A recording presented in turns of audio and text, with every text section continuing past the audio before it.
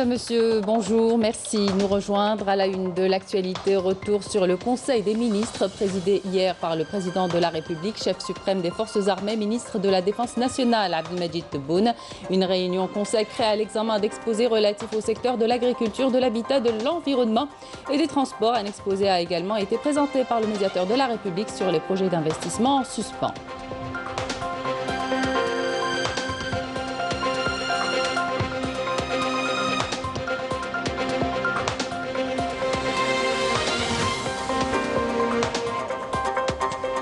Et puis ce chiffre à retenir, 915, c'est le nombre de projets d'investissement ayant bénéficié d'une levée d'obstacles. Deux exemples concrets dans cette édition du manque à gagner causé au Trésor public et auquel il fallait y remédier et remettre l'économie nationale sur la bonne voie.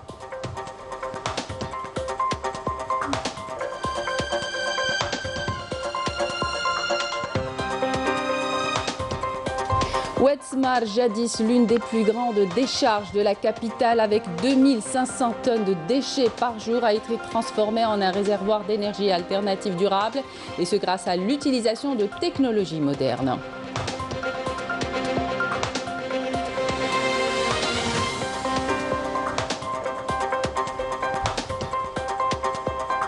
Sport, la 19e édition des Jeux méditerranéens prévue l'été prochain à Oran s'annonce d'une grande qualité en matière d'organisation. On reviendra sur la conférence de presse animée conjointement hier par le commissaire au JM Mohamed Aziz Derouez et le vice-président du comité international des JM Bernard Ansalem. Bienvenue à tous. Le président de la République, chef suprême des forces armées, ministre de la Défense nationale, Abdelmajid Tebboune, a présidé hier par visioconférence une réunion du Conseil des ministres consacrée à un exposé relatif au secteur de l'agriculture, de l'habitat, de l'environnement et des transports. Un exposé a également été présenté par le médiateur de la République sur les projets d'investissement en suspens. Le compte-rendu de la réunion avec Amélie Hamlel. Le bilan présenté par le médiateur de la République fait ressortir la levée des obstacles sur 915 projets. Des projets qui permettent la création de 52 187 postes d'emploi directs dans 46 wilayas. Le président de la République a ordonné de clarifier la nature des projets dans tous les secteurs, d'élaborer des rapports précis, détaillés et chiffrés. Le chef de l'État a donné des instructions et orientations pour la concrétisation de plusieurs projets dans différents domaines, notamment la création d'une nouvelle usine de production de lait à Alger avec une capacité de production de pas moins d'1 million de litres par jour. Il a en outre souligné la nécessité de renforcer la production des viandes rouges en adéquation avec les aides accordées par l'État. La production agricole étant un enjeu crucial pour la nation, le président de la République a appelé à multiplier la production céréalière en réorientant les efforts, notamment dans le sud. Il a également ordonné d'encourager et de valoriser les initiatives et récompenser la réussite dans le secteur et encourager la recherche scientifique dans le domaine agricole. Plusieurs autres mesures ont été prises lors de cette séance, notamment la réévaluation du projet du tramway de Sétif.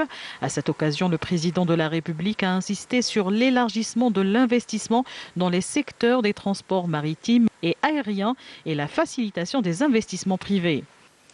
Le président a également ordonné l'exploitation optimale et immédiate dans tous les ports nationaux et ne pas se concentrer sur le port d'Alger qui enregistre 64,5% de l'ensemble de l'activité portuaire dans le pays en matière de fret maritime, alors que le bilan des ports de Ténès, Mestaranem et Djenjen aussi entre 0 et 11%. Les instructions du président de la République ont concerné en outre le parachèvement du projet de l'Oued intégré d'El Harrach et l'encouragement de l'investissement environnemental, notamment dans le domaine de la transformation et de l'exploitation des déchets ménagers. Le chef de l'État a également ordonné d'impliquer le citoyen dans l'intérêt accordé au secteur de l'environnement et d'intensifier les campagnes de sensibilisation. Je vous le disais en titre, le nombre de projets d'investissement ayant bénéficié d'une levée d'obstacles a atteint les 915 projets. 2 exemples concrets dans cette édition du manque à gagner causé au Trésor public et auquel il fallait y remédier et remettre l'économie nationale sur la bonne voie. Sachez justement que la levée des entraves devrait permettre à l'industrie nationale d'être la locomotive de l'économie nationale et contribuer au PIB à hauteur de 10%. Adel Boukhams. Véritable cheval de bataille des pouvoirs publics et un des engagements du président de la République. La relance économique est longtemps restée tributaire de la mauvaise gestion et de la bureaucratie, entravant ainsi la concrétisation de centaines de projets et ralentissant la création de l'emploi. La réalisation de ce projet a été effectuée en une année, mais j'ai dû patienter pendant plusieurs années pour l'entrée en exploitation à cause des entraves bureaucratiques.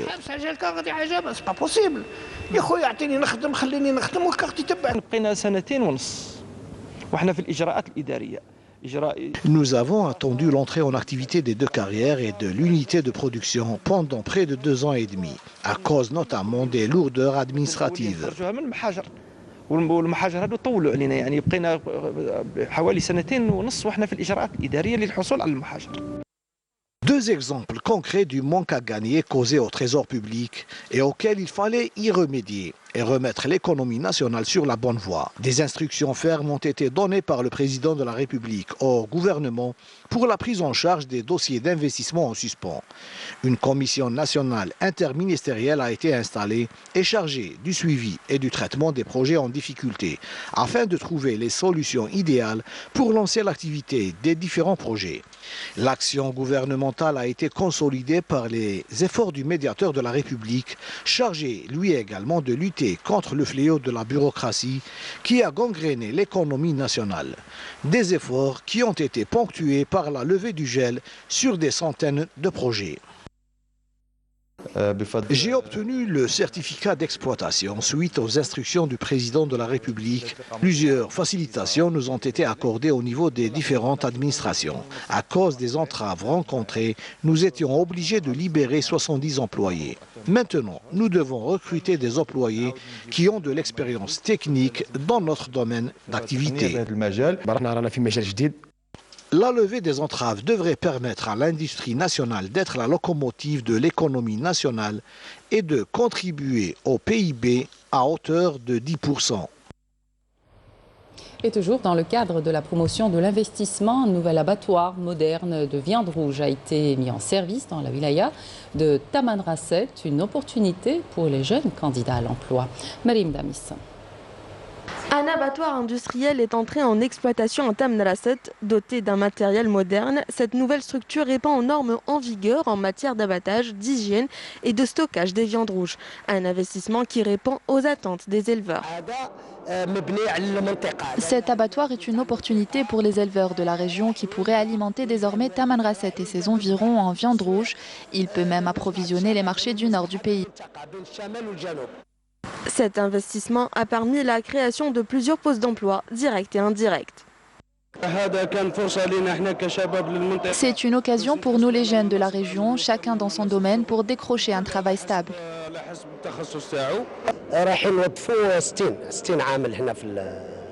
60 postes d'emploi directs ont été créés, une quarantaine de postes d'emploi indirects seront également créés.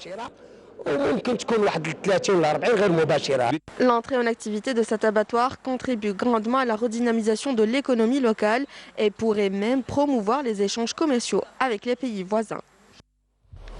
Fraîchement promue, wilaya part entière, Janet lance sa stratégie de développement à travers les facilitations au profit des opérateurs économiques. Objectif, booster l'économie locale, créer de la richesse et surtout de l'emploi. Exemple, cette laiterie privée à Burj El Hawass, Adel Boukhams. Avec une capacité de production quotidienne de 30 000 litres de lait, la laiterie Tissalite, un investissement privé, devrait répondre aux besoins du marché local à Janet et à Burj El Hawass en lait et en dérivés.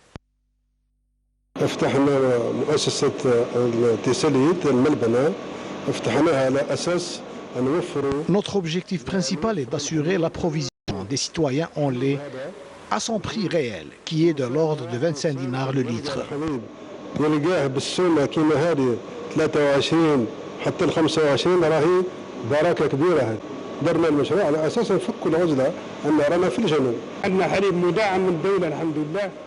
Nous produisons du lait à des prix subventionnés et nous répondons ainsi à la forte demande sur ce produit.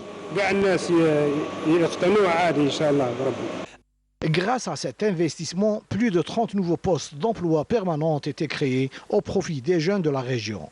Un nombre appelé à être revu à la hausse après l'extension de ce projet. Cette laiterie m'a permis de décrocher un poste de travail dans un domaine dans lequel j'ai été formé et de fournir le lait aux citoyens. Grâce à cet investissement, j'ai pu avoir un emploi. J'espère qu'il pourra offrir davantage de postes aux jeunes de la région. Cet investissement tombe à point nommé pour la région qui manquait terriblement de ce produit. Janet offre beaucoup d'opportunités d'investissement. Tous les opérateurs sont les bienvenus à Janet, fraîchement promu Wilaya. Un appel est donc lancé par les autorités locales qui offrent ainsi toutes les facilitations aux opérateurs économiques pour booster l'économie locale, créer de la richesse et surtout de l'emploi et par là même désenclaver toute la région. Valoriser les projets réussis dans le domaine de la protection de l'environnement, à l'image de la transformation de la décharge de Oued Smar, un dossier sur lequel le président de la République a insisté, étant un modèle réussi pour la protection de l'environnement. Oued Smar, jadis plus grande décharge de la capitale, est aujourd'hui complètement méconnaissable. Yasmine Soudi. Le parc urbain de Oued Smar, un nouvel espace qui ouvre ses portes aux visiteurs en quête de quiétude et de détente. Il y a quelques années, ce lieu était l'une des plus grandes décharges de la capitale, avec 2500 tonnes de déchets par jour provenant de plusieurs communes d'Alger. Avant, il y avait beaucoup de fumée ici. La fumée était partout. À cause de la fumée, je suis devenue asthmatique. Nous avions beaucoup de mal à respirer. Les déchets arrivaient jusqu'à nos exploitations agricoles.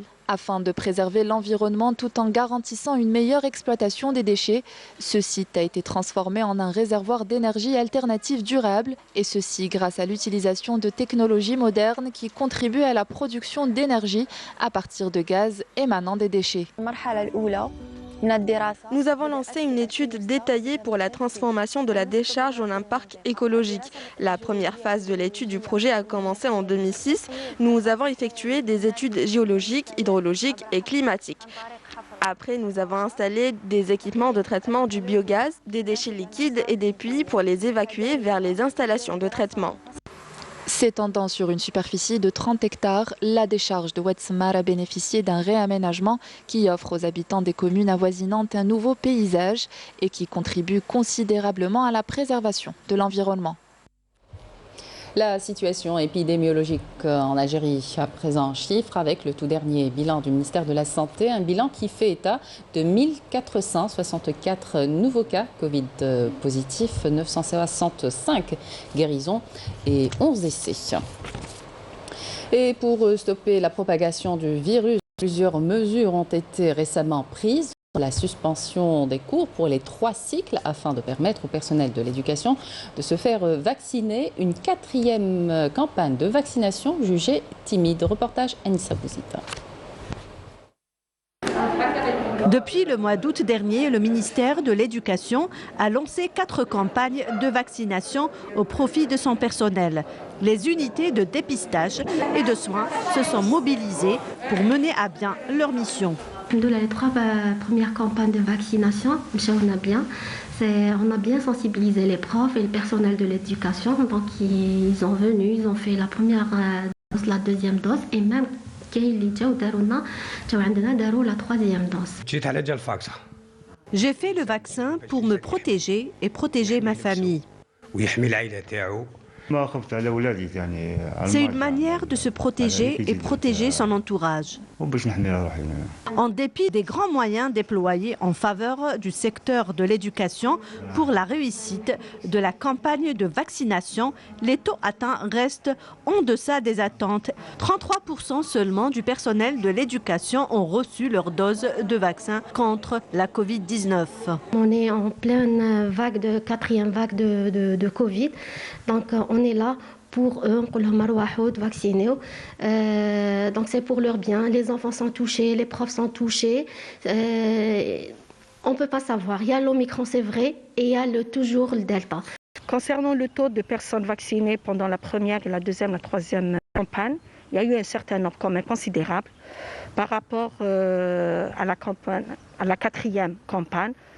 Apparemment, il n'y a pas eu un grand nombre de personnes vaccinées.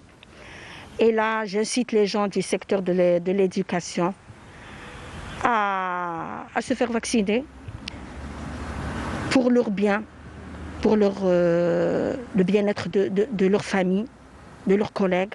Il est à rappeler que la suspension des cours avait pour objectif de casser la chaîne de transmission en milieu scolaire et de poursuivre la vaccination de l'ensemble du personnel de l'éducation. Et qu'en est-il du respect des gestes barrières dans les commerces? Notre reporter Sofiane Hamoudi est partie en repérage dans la capitale et a fait ce constat. Regardez. Au marché Farhat Boussaad, en plein centre de la capitale, la plupart des citoyens rencontrés ne respectent pas le protocole imposé par les autorités sanitaires pour briser la chaîne de contamination à la Covid-19. L'attention des citoyens que nous traversons une période très dangereuse et on se demande comment ça va passer. Nous, par contre, on a été obligés de faire 3 injections à notre âge pour essayer d'être un peu immunisés. Dès que si les gens respectaient les gestes barrières, le masque, tout le monde a le masque, mais autour du cou, ça sert à rien. Ils vous disent bien qu'il faut le mettre là, au-dessus du nez. Voilà. Quelque chose qui me protège. Voilà. Donc, c'est à notre âge, donc on ne va pas s'amuser à sortir sans bavette. Voilà. Ou vacciner, ou À l'intérieur des magasins, les commerçants sont tenus de respecter ce protocole sanitaire et à veiller à son respect par leur clientèle. En accédant au magasin, les clients sont obligés de mettre le masque parce que ce virus est très contagieux. Moi, je demande à mes clients de mettre leur bavette pour éviter de contaminer ses proches, notamment ceux qui souffrent de maladies chroniques. Moi, personnellement, je fais très attention à moi et à mon entourage. Les bavettes obligatoires, mais sans bavette ما يدخلش. Le port du masque est obligatoire dans mon magasin, sinon l'accès est interdit à celui qui ne le porte pas. Le respect de la distanciation est également obligatoire. En plus, 3 personnes seulement sont autorisées à y accéder. J'ai mobilisé un agent à l'entrée du commerce pour contrôler les personnes qui ne portent pas le masque. Les autorités appellent les citoyens au respect des mesures barrières pour éviter la propagation du virus.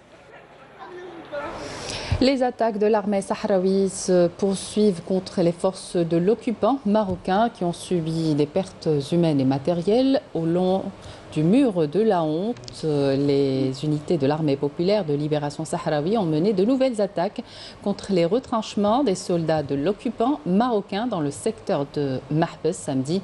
Des détachements avancés de la PLS avaient mené des attaques contre les positions des soldats marocains dans les secteurs d'El Fursiya, Ousserd et Haouza. Et sur la situation grave des droits de l'homme dans les territoires occupés du Sahara occidental, la parlementaire suédoise Lotta Johansson Fornave a interpellé la ministre suédoise des Affaires étrangères à la lumière de l'aggravation des violations marocaines sur les activistes et journalistes. La parlementaire suédoise a évoqué dans ce cadre le cas de Sultana Khaya, assignée à résidence et victime avec sa famille de plusieurs violations des droits de l'homme. Johansson a enfin interpellé la ministre suédoise des Affaires étrangères si elle entendait poser les violations marocaines des droits de l'homme au Sahara occidental occupé avec l'ONU et l'UE. Et lors des entretiens bilatéraux avec des pays influents dans la région, à l'instar de l'Espagne et de la France, et si elle comptait évoquer la question de l'élargissement des prérogatives de la MINURSO pour inclure les droits de l'homme dans les territoires occupés. Retour en Algérie et partir à la rencontre de Mohamed Amin Amer, un artisan d'art au couteau à la vieille méthode. Il sculpte du bois pour en faire de jolis objets dans son atelier boutique à Délice. Notre reporter Samira Hajamar est allée lui rendre visite. Elle nous le présente. Regardez.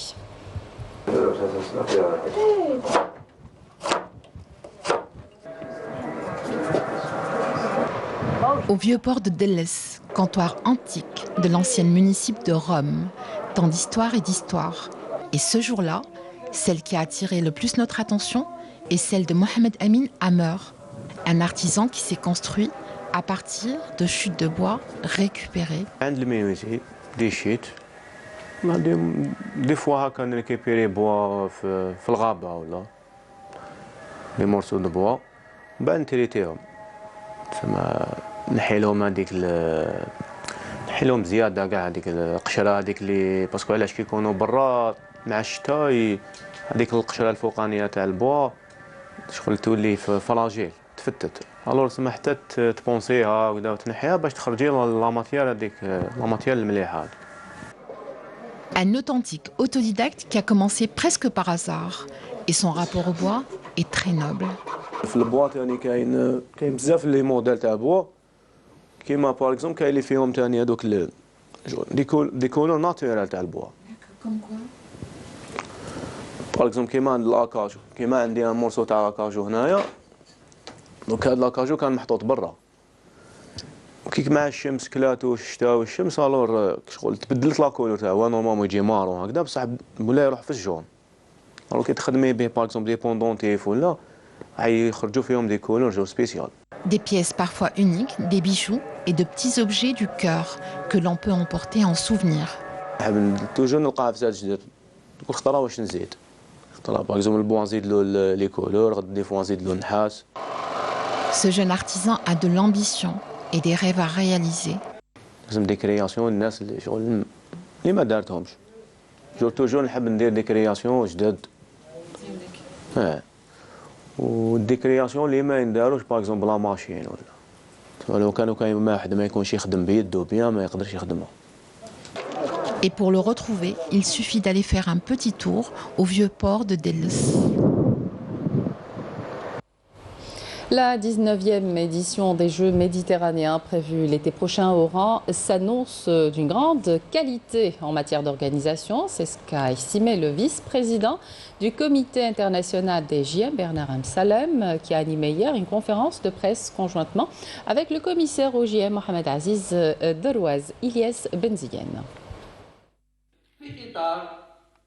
Le commissaire des Jeux méditerranéens, Mohamed Aziz Darouaz, a insisté sur le fait que cette rencontre n'est qu'un prélude à d'autres prospections d'évaluation concernant les nombreuses infrastructures sportives en phase de finalisation pour abriter les JM 2022 à Oran.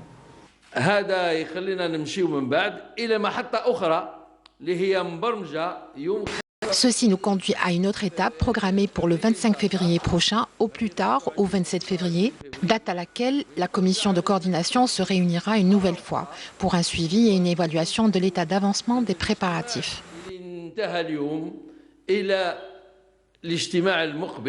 Mohamed Aziz, qui a animé cette conférence de presse en compagnie du vice-président du Comité international des Jeux méditerranéens, Bernard Amsalem, a manifesté son entière satisfaction quant au degré d'avancement des nombreuses plateformes sportives en vue de la tenue de la 19e édition des Jeux, dont l'Algérie accorde une importance capitale pour valoriser davantage son image, et ce, à une échelle internationale.